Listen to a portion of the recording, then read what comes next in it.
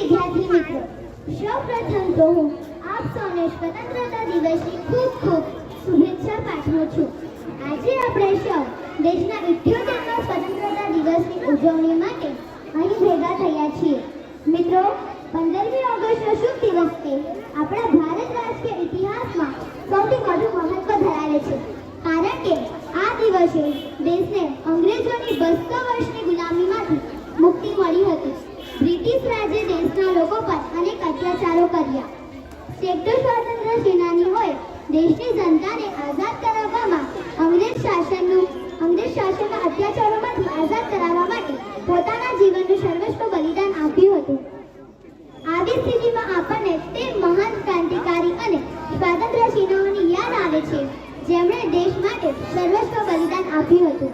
મહાત્મા ગાંધીજી, સુભાષચંદ્ર બોઝ, ભગતસિંહ, મંગલ પાંડે, રાજગુરુ, સુખદેવ, જવાહરલાલ નહેરુ, લાલા લજપતરાય, બાળ ગંગાધર તિલક જેવા અનેક ક્રાંતિકારીઓ અને સ્વાતંત્ર્ય સેનાનીઓએ દેશને આઝાદ કરાવવામાં મહત્વપૂર્ણ યોગદાન આપ્યું હતું.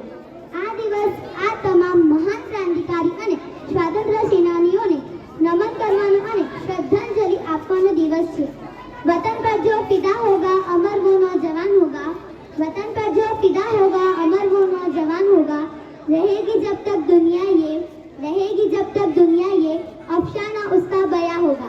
આજે આ પવિત્ર દિવસે આપણે પ્રતિજ્ઞા કરીએ છીએ કે આપણે આપણા દેશને વિકસિત રાષ્ટ્ર બનાવવા માટે સતત પ્રયત્નો કરીશું. વિકસિત ભારત ભ્રષ્ટાચાર મુક્ત હશે. આર્થિક રીતે તો વિકસિત જ હોય, ધર્મ અને જાતિનો ભેદભાવ નહીં હોય, સંપૂર્ણ અને સમૃદ્ધ રાષ્ટ્ર બનશે. થોડોક નશો તિરંગાની આનનો છે, થોડોક નશો કરવા માટે સતત પ્રયત્ન કરીશું. વિકસિત ભારત ભ્રષ્ટાચાર મુક્ત હશે. આર્થિક રીતે તો વિકસિત જ હોય, ધર્મ અને જાતિનો ભેદભાવ નહીં હોય, સંપૂર્ણ અને સમૃદ્ધ રાષ્ટ્ર બનશે. થોડોક નશો તિરંગાની આનનો છે, થોડોક નશો તિરંગાની આનનો છે, થોડોક નશો માતૃભૂમિની શાનનો છે, થોડોક નશો માતૃભૂમિની શાનનો છે.